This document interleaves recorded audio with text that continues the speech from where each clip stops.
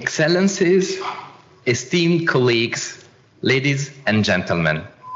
My name is Lorenzo Kihlgren Grandi, and I am the founding director of the City Diplomacy Lab.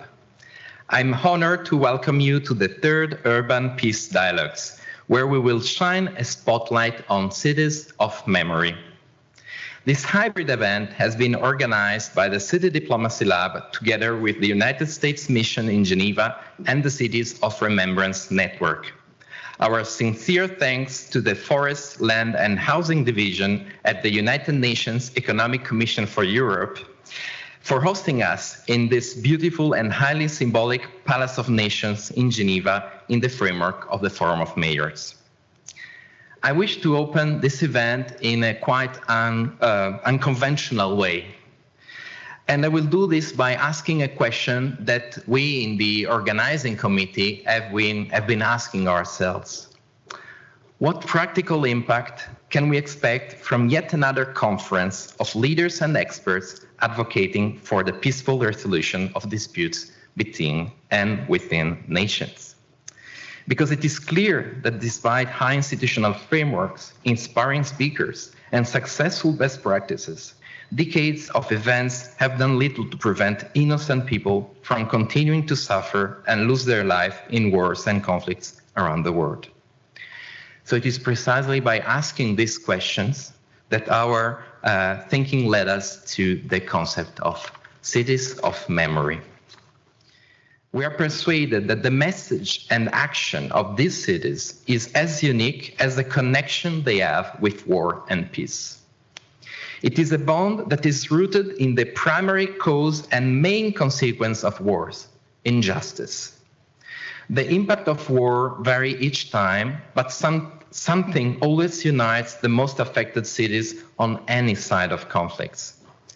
Destruction, losses, and the feeling of injustice of innocent victims mark the way memory cities have lived for decades, deeply impacting multiple generations. Yet, instead of becoming entrenched in resentment and rancor, a unique dynamic occurs in those cities.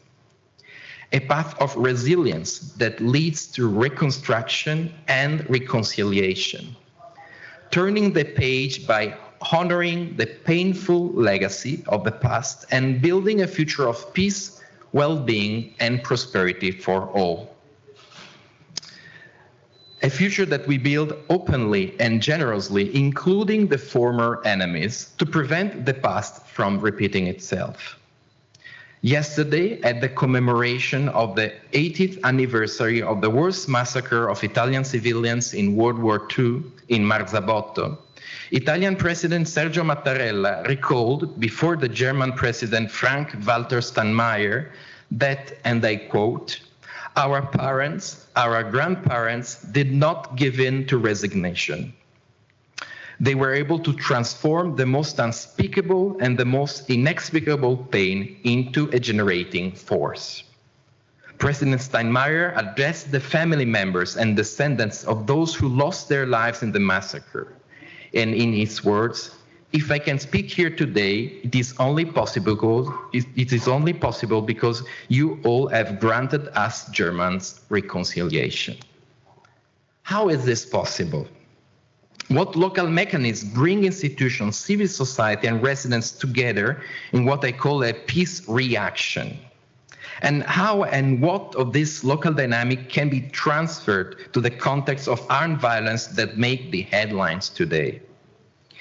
Today, we have the privilege of posing those complex questions to the delegates from three renowned cities of remembrance, Cassino, Dunkirk, and Dortmund. These cities have transformed from symbols of war's devastation into champions for peace on the global stage.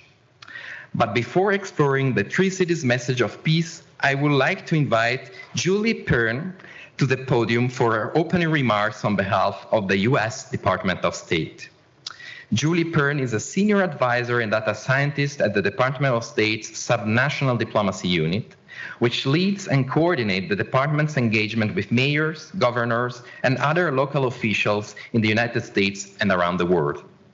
Prior to her current position, she worked at the U.S. Agency for International Development, USAID, the World Bank Group, and Federal Retirement Thrift Investment Board in data science and as an economist.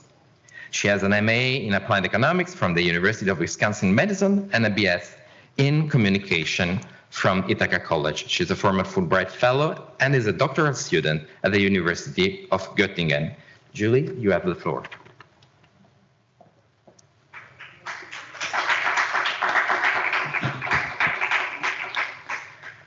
Thank you so much, Lorenzo, and thank you to the City Diplomacy Lab and the U.S. Mission to Geneva and the Cities of Remembrance Network for hosting this forum and for recognizing the role and of local governments in voices in the conversation on peace, remembrance, resilience, reconstruction, and other substantive topics.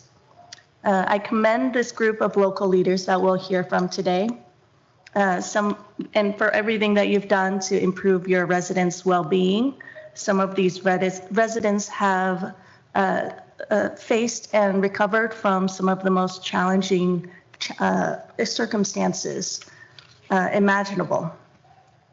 On behalf of Ambassador Nina Hichigian, who is the former U.S. ambassador to the Association for Southeast Asian Nations, and also the former deputy mayor of Los Angeles, California, I welcome this opportunity to share the impact of our office at the U.S. Department of State and follow up with all of you on how we can best support your innovative efforts to uphold your cities as symbols of peace. As Lorenzo mentioned, I am a senior advisor at the U.S. Department of State. And since the establishment of our team nearly 2 years ago, we have been working hard to elevate the role and the voice and the vision of local leaders in foreign policy and on the international stage. As this group knows well, many global challenges are local, and local leaders are working on many of the same challenges that are important to the Department of State. Our office has two main roles to support our mission. The first role is to listen to local leaders from cities, states, counties, and other local governments, and really understand what they care about and what they're grappling with. And since the establishment of our office, we've connected on hundreds of occasions to over 3,500 local leaders, and to talk to them about everything that's important to them, from climate change, democracy, PRC influence on the subnational level, cultural and educational exchanges, economics, and more. And these conversations help us connect these leaders with each other and with on the global stage and to the State Department to help them access the benefits of foreign policy. And we've traveled to help local leaders uplift their communities and also to address global challenges. So this summer, we brought delegates from 8 different cities in 4 different US states to Armenia for the first US-Armenia Local Democracy Forum. And it was the first forum of its kind for the State Department to connect local leaders to address their important roles in strengthening global democracy. As our second goal, we really work within the State Department to make sure that they are always looking at foreign policy from a local lens. We want them to always acknowledge the local level as they work to advance foreign policy. And so to help build up this infrastructure, we started a group called the Assembly of Local Leaders, which is 22 leaders from cities, states, and counties who will connect regularly with the Department of State on and exchange views on important issues. Additionally, we know that one important challenge for leaders is capacity. And so to this end, we've started something called the Lewis Local Diplomat Program.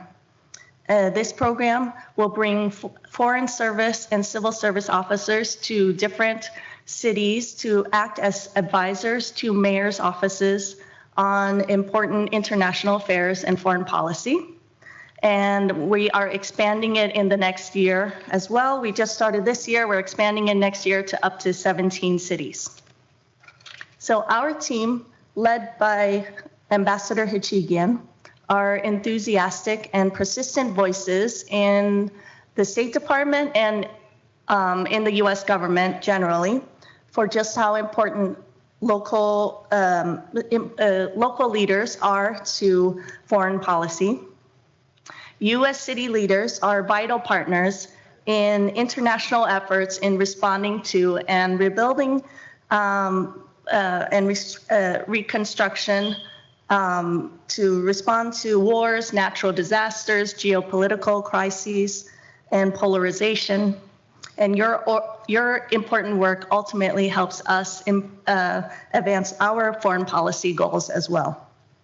Cities and local governments are developing local innovative efforts to respond to these threats, but when they employ a common methodology across many fields such as gender, equality, climate, tolerance, inclusivity, and more, and when they can coordinate their efforts and cooperate across borders, they can be even more effective.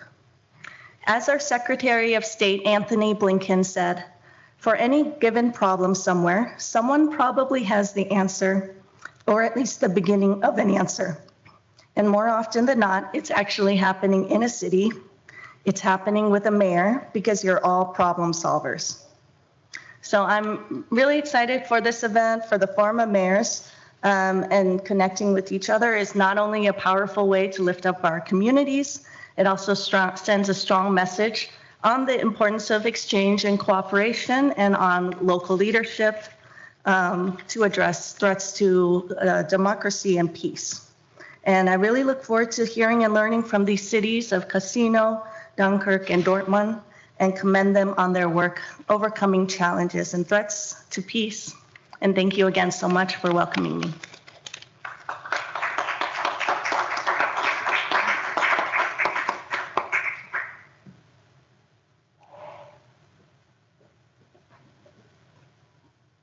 Thank you very much, Julie, for your inspiring remarks.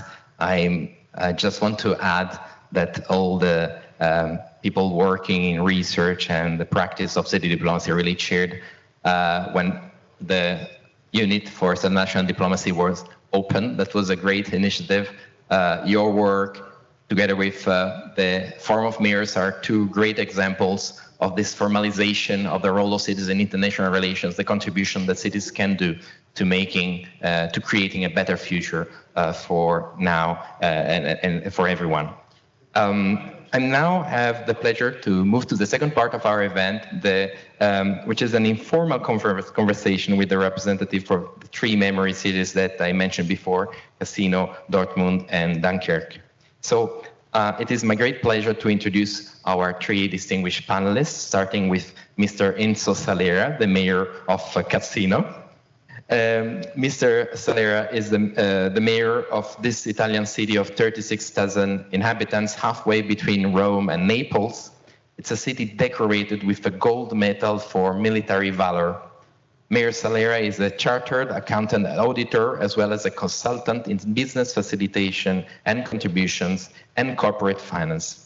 He served as deputy mayor for budget, taxes, and fiscal policy in his municipality, then as a city councillor, and since June 2019 as mayor of Cassino. Ms. Océane Guillon, the head of international partnership at the Greater Dunkirk Council and coordinator of the Cities of Remembrance Network. A graduate of the Sorbonne with a dual degree in history and Russian, and of the University of Angers with a master's degree in tourism, specializing in the Russian world and the Central and East Europe. Océane coordinates the international network of memory cities and its many actions in favor of city diplomacy, the duty of remembrance, and youth. Last but not least, Ms. Ayan Huseynova, Urban Diplomacy Officer at the Department for Mayoral and City Councils Affairs at the City of Dortmund. Her area of work includes the promotion of international cooperation, strategic development of city partnership, city representation at various international events, as well as research on the topics of disinformation, democracy, climate action, and peace. Prior to joining the Dortmund City Administration, Ayan worked at the service agency Communities in One World of Engagement Global in Bonn and at the World Secretariat of ICLE, Local Governments for Sustainability. Ayan has professional qualification in project management and an academic background in international relations and European studies. Thank you so much, the three of you, for being with us today. I've prepared a couple of questions, couple of round of questions for you all. And I would like to start with a focus on the path that led your cities to turn from victims of armed violence to memory cities. In other words, what are the main lessons to draw from your city's path toward post-war reconstruction and reconciliation? And I would like to start with Enzo. La mia città, che è stata completamente distrutta nel 1944, il 15 marzo, ogni anno noi commemoriamo questo ricordo della distruzione della città e dei tragici eventi del 1944 e lo facciamo alla presenza di tutte le scuole della città, dalle elementari fino all'università. Our city was completely destroyed in 1944, and we annually celebrate this together with all the schools of the city, from elementary school to university. Proprio perché diamo un valore importante alla memoria e riteniamo che solo mantenendo viva la memoria e trasmettendola alle giovani generazioni, questi eventi non possono più ripetersi. We highly value memory, and we believe that by transferring this value to the newest generation, these activities won't repeat.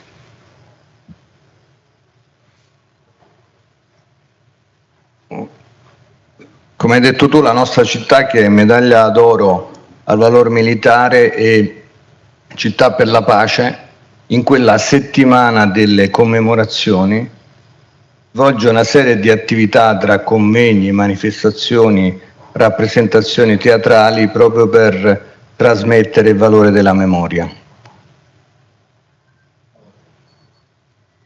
Our city, which is a city decorated with the Medal of Military Valor, organized in the week of the celebration a lot of activities, including conferences and theater plays.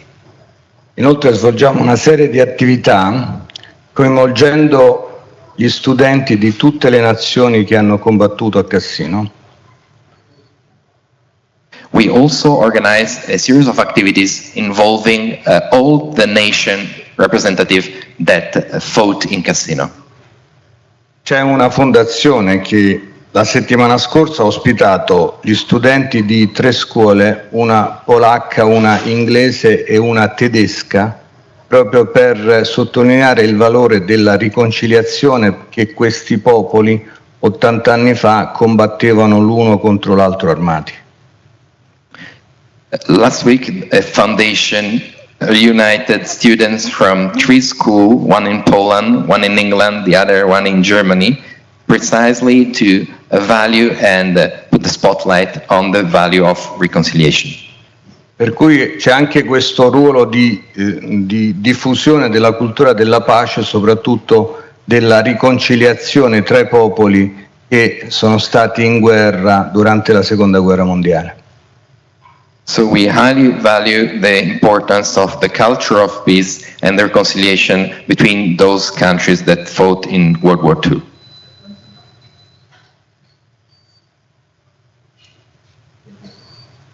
Thank you so much, Enzo. And now I would like to ask the same question to Ayan. If we can have your insight on how Dortmund turn from a victim of war to the memory city and all that comes with it in terms of reconstruction, resilience, reconciliation. Thank you very much, Lorenzo. And first of all, thank you so much for including me into this meaningful conversation today. So maybe before looking back into the historical retrospective, I would like to give some brief profile of the city of Dortmund. It's located in the center of the state of North Rhine-Westphalia in Germany and is the 9th largest city in Germany currently, with over 610,000 inhabitants, and out of which 120,000 are with migratory backgrounds, so to say.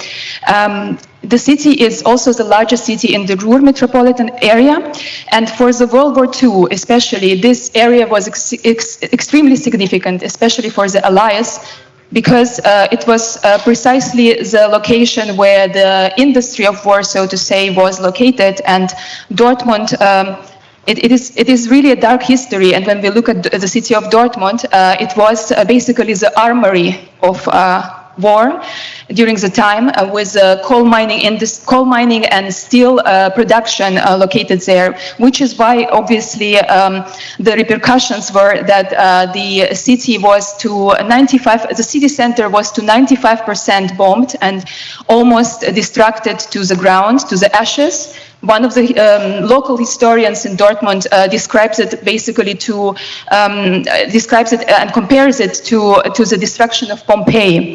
That's how significant the destruction was, and in terms of the physical infrastructure.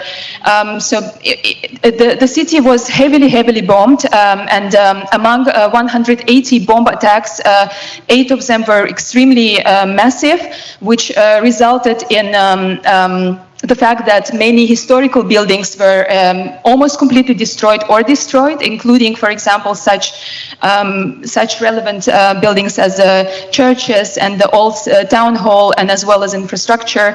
And of course, not to mention that thousands and thousands of people were lost their lives, and not only the German soldiers, but also civilians, and amongst them, of course, also the prisoners of war and also the forced laborers as well. And it's, as I said, it's of course extremely dark page that we have to look at, and to quote the foreign minister, the Minister of Foreign Affairs of Germany, Annalena Baerbock, we cannot change the past, but we have to unite and for the better future. And I think, so on one hand, the lesson learned from this history was to rebuild physically, and to rebuild quickly, of course, and to be more pragmatic, in a sense, to create the living facilities and infrastructure for the citizens. But on the other hand, it's something that, from my perspective, even more important, to rebuild morally and to regain the, so to say, to the moral comeback, and to regain the trust and to rebuild the ties that were completely lost or annihilated. And to build the bridges from scratch. And that was one of the difficult tasks. And maybe just a quick example from the 1948. This was a year where, from the goodwill of the Foreign Ministry of France, the Franco-German Institute was established in Dortmund. It was based in Dortmund, which is currently is our, in German, it's Auslandsgesellschaft, which means a foreign society, so to say, which is basically the core for reconstruction of the image of Germany and the city of Dortmund, and rebuilding the cultural ties as well to the former enemies, so to say, and to making sure that the future generations have a better life and can exchange and can have educational exchanges as well as language exchanges. So I think it's very forward-looking approach to making sure that we don't forget the past, but we are also building up to the better future. Thank you so much, Lorenzo. Thank you so much, Ayan. And I would like to now leave the floor to Océane for her insight on how Dunkirk, very famous city for all the historical events in the Second World War, came to be a city of remembrance and the coordinator of the Remembrance Cities Network. First of all, I just want to say thank you to being here to represent the cities of remembrance. It's really important for Dunkirk Greater Council to express its commitment to remembrance. For us, it's really important, and since what happened in 1940 in May, June, you may know it by the movie of Christopher Nolan, Dunkirk, the same name, when civilians, people from Great Britain helped to the evacuation of British, but not only French and Belgian soldiers, almost 300,000, to evacuate Dunkirk with makeshift fleets. So it's an act of bravery and solidarity that is not forgotten in Dunkirk. So it was a strategic victory, but it left also the cities in ruins because, of course, Germans tried to stop the evacuation by bombing the city and the port, which was one of the most important in France and essential for the life of the city.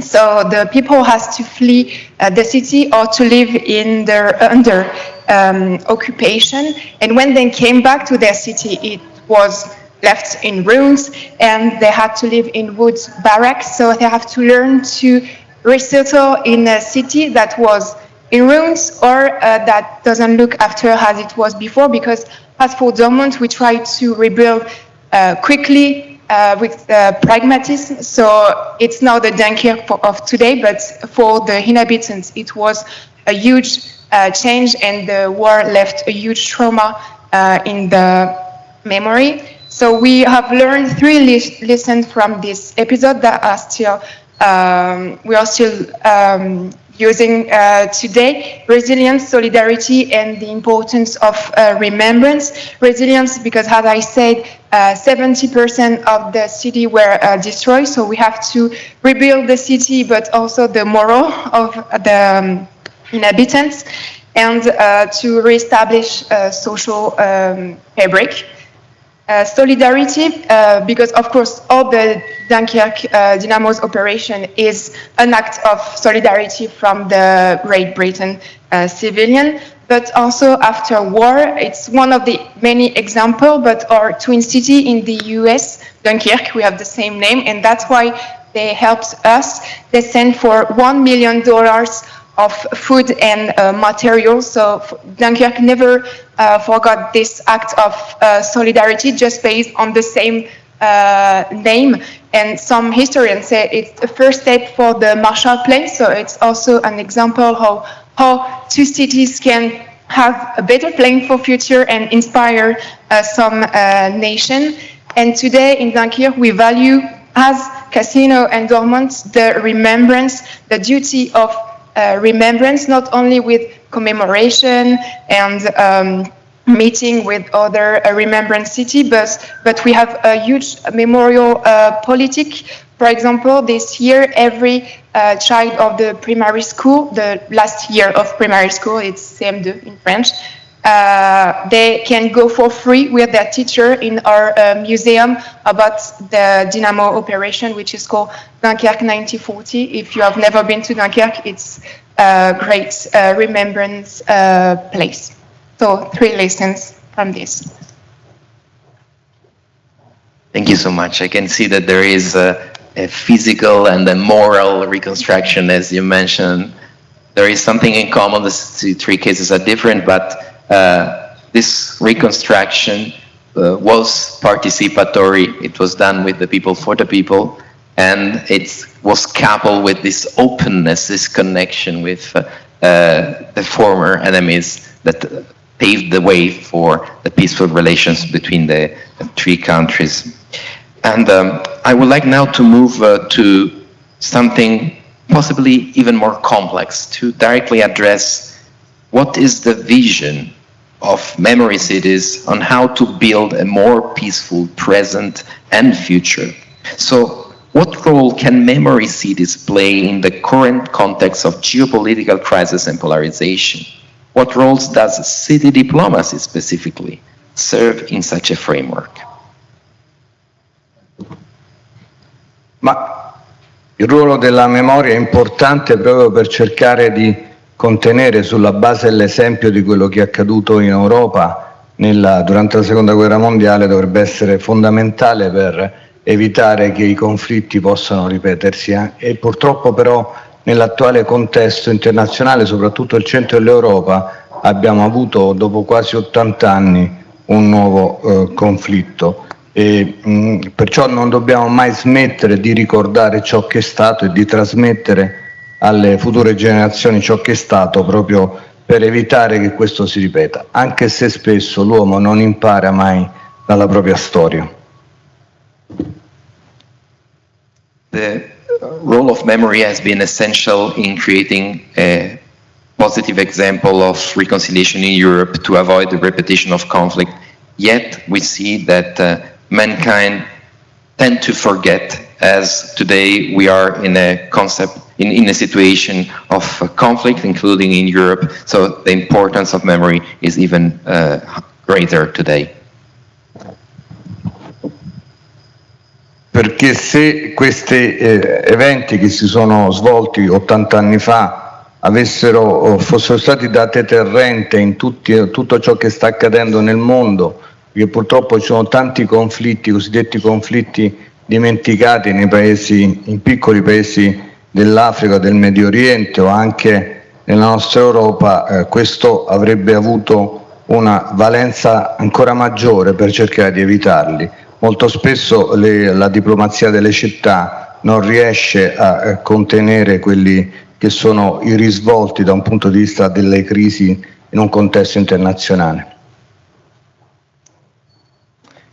Unfortunately, what happened 80 years ago has not been enough to prevent conflicts in many places across the world, including in Asia and the Middle East. And so there is an additional task for city diplomacy to try and have an impact in containing those crises. Really.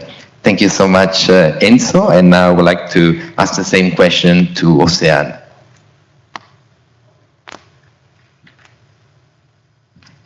At a time when the nationalist movements responsible for massive destruction in Dunkirk, for example, are experiencing a surge in power unprecedented at the end of the Second World War, our president, Patrice Vergrit, president of Dunkirk Greater Council, decided to bring together cities that experienced total or almost total destruction during a conflict of the 20th century. So it can be First World War, civilian massacre of the Second World War, or Spanish civilian war, for example. So just cities that were destroyed or that wanted to express their commitment to remembrance and to dialogue together, just to share experiences, what they are doing today to prevent this kind of conflict, to use their link with other cities to to speak about peace, to prevent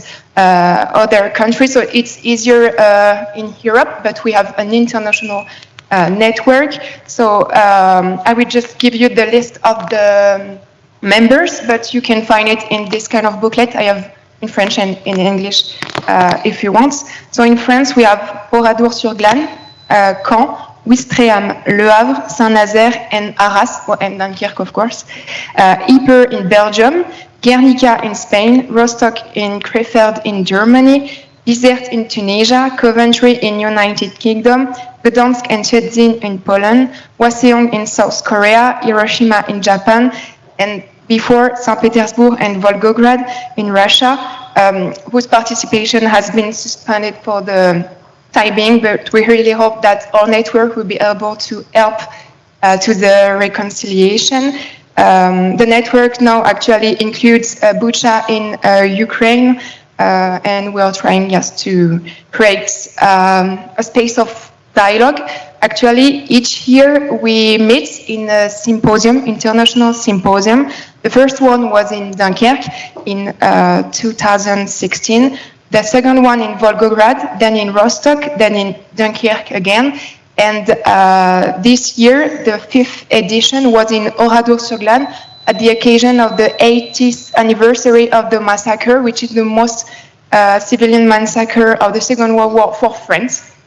And we again share experiences. We invited historian, place of remembrance, to see how they are facing the surge in power of nationalism, how they are trying to educate young people.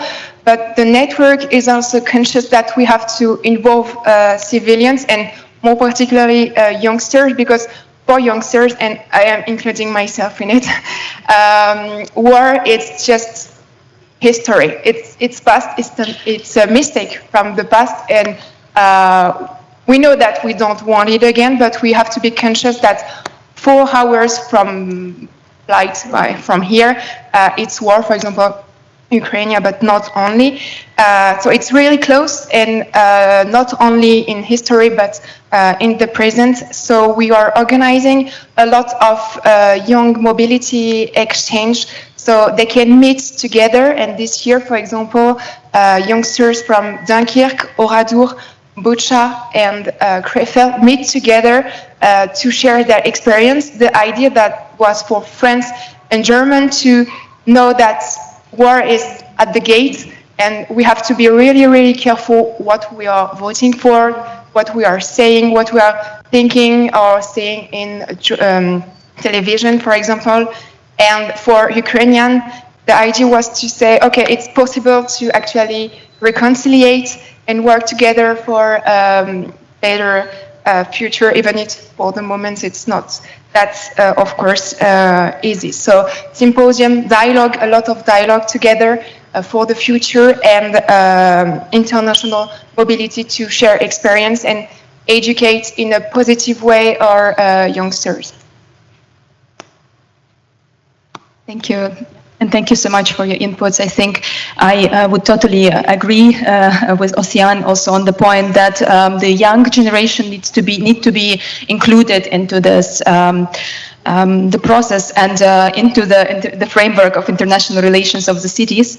And maybe just to also highlight the importance of the question that you posed, Lorenzo, why city diplomacy is so valuable in times of geopolitical crisis we see, the times of polarization.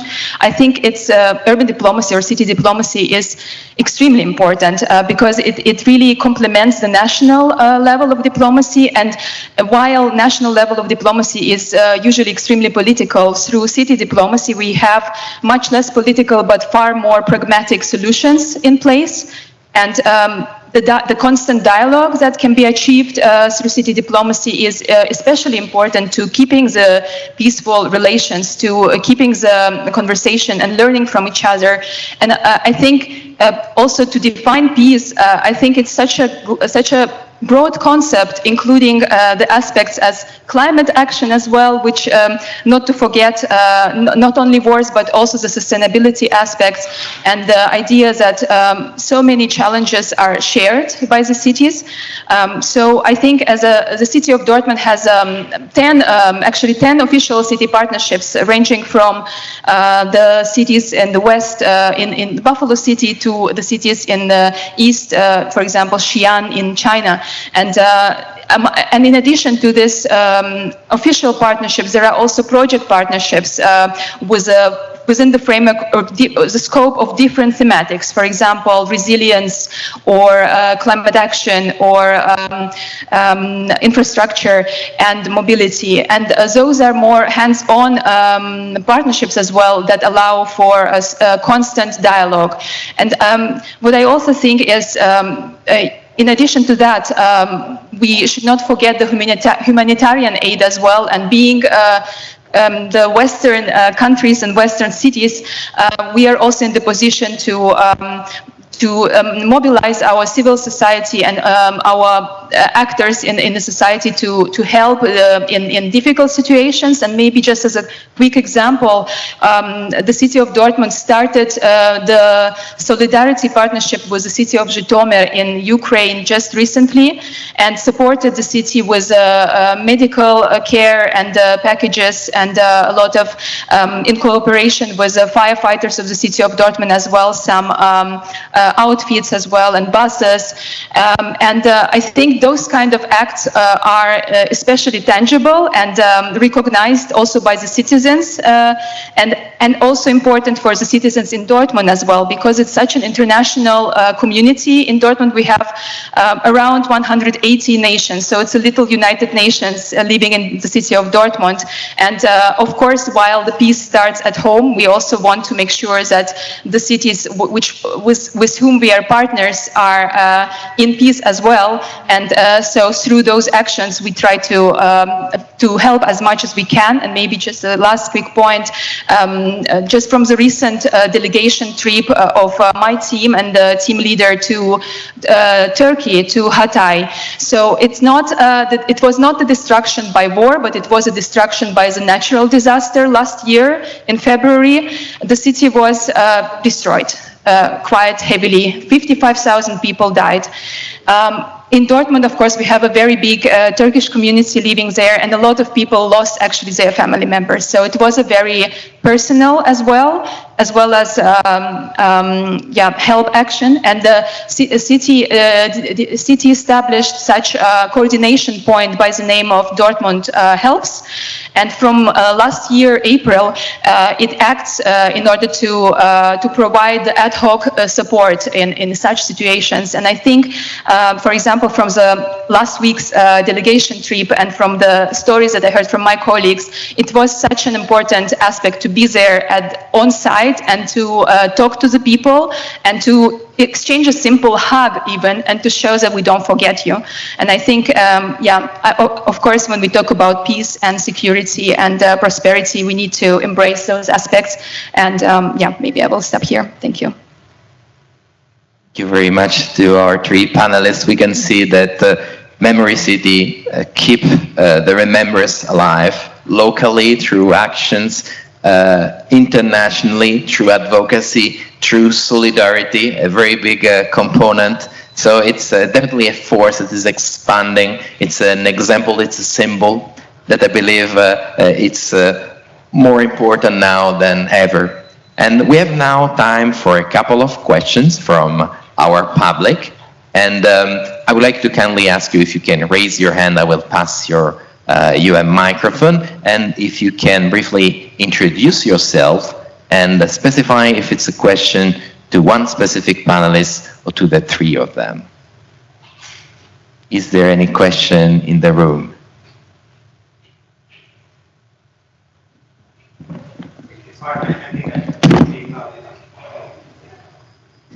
Thank you, Lorenzo. Andrea Sereni from the Global Cities Hub, and I would like to ask the three panelists, if possible. You talked about cooperation with other cities, and you are a network yourself. So my question is, could you explain us what are the biggest added values of cooperating within a network, and what do you see as the biggest added value of this event being in the UN and working with the UN organization? Is it similar? Is it different? How you see it? Thank you. Thank you very much, Andres. Just a second, I translate the question.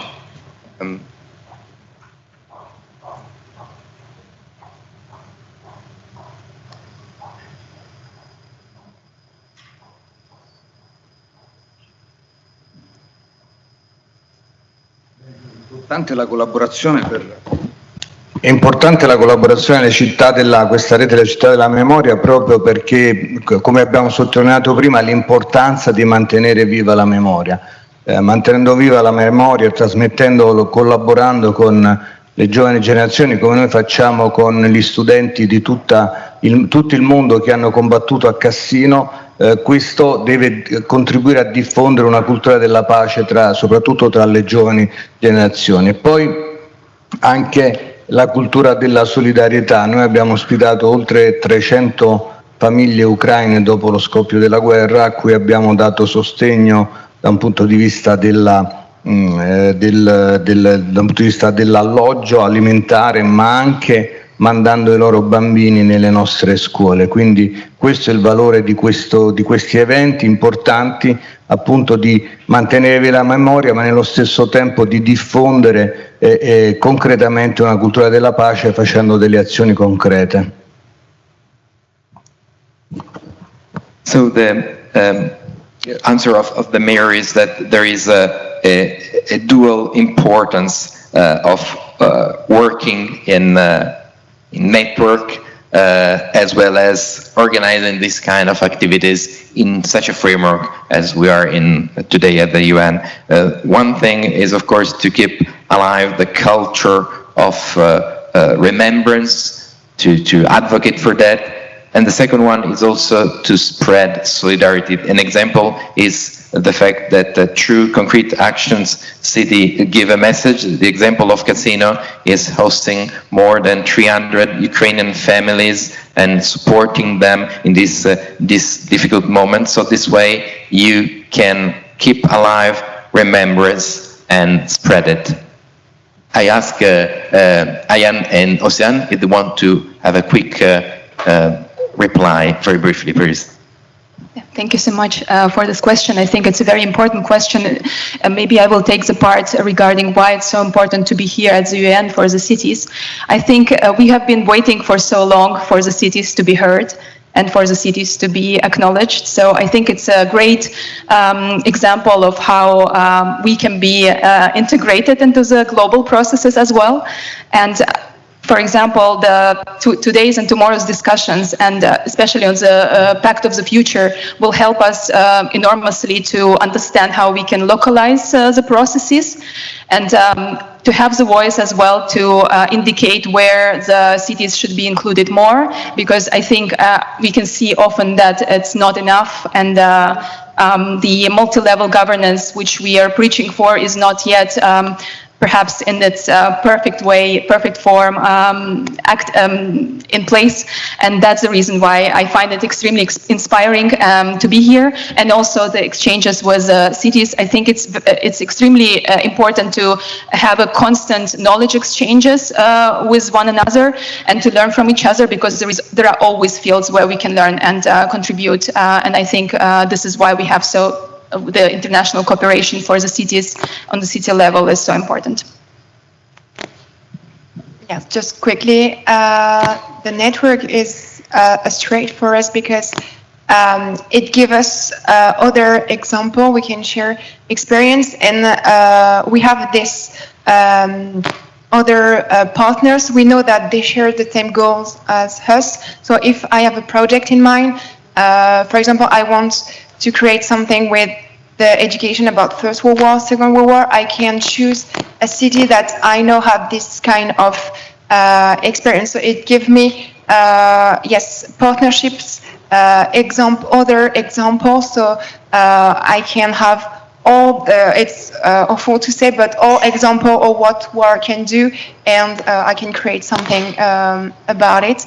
And it's important to be here today to have the same, to show that we have the same goals all together, and maybe he has to be more global. It is, but with each city we can create something bigger than just us, just Dunkirk and the Second World War, just bigger than Dortmund, and we can share experience and see both sides also of history, different side of history, and see how reconciliation help to create greater things like Europe and all of it. Thank you very much. There is a second question. Second and last, unfortunately, as we are running short on time. Actually, it's not a question. I wanted to say thank you to the city of Dortmund, because I'm a mayor of city of Mykolaiv in Ukraine, and even not having the sisterships with the city of Dortmund, they really helped us in the first days of war. They sent us like different types of machinery, help, and so on. So I would like to say thank you to you and all the cities that supported Ukraine in this war and accepted our refugees. But I also wanted to mention it that it's very important not just to remember how it was and why it's not good, but to cultivate hate for the war and evil. Because in 1984's George Orwell, there were three laws, like the war is a peace, the freedom is a slavery, and the ignorance is the strength. But the main one, actually, the ignorance is the strength, because not Putin or Hitler or Stalin bombarded cities, but people, just people from those countries who just took those orders and started to kill other people. So it's very important to put efforts in education, to educate people, to develop critical thinking, that people have to say, no, it's not good, it's not right, so we won't do it. So yes, it's very important to do it on a local level. We can do it on a local level using our teachers, using our schools, not having a special will from the central government saying do this, because central government usually does other things through TV, through propaganda. So thank you again, and I wish that we all together live in peace, but unfortunately people have really short memory and they don't remember such tragedies like World War II. Thank you. Thank you very much for this remark that remembers us the importance of this action from the bottom up, local action with its own important specific powers, including the competences of citizen education, as you mentioned. Important to keep this remembrance alive, despite the fact that, of course, as it was said, sometimes we tend to forget the horrors of the past, and this is why we tend to relive it. We're almost done for today, but we have just a final round of remarks from our panelists. I wanted to ask a final thought, very short, in 1 minute, of what you will be finding yourself thinking about after this event. What will be your takeaway, what you will be thinking as we leave this door and we enter the Forum of Mayor.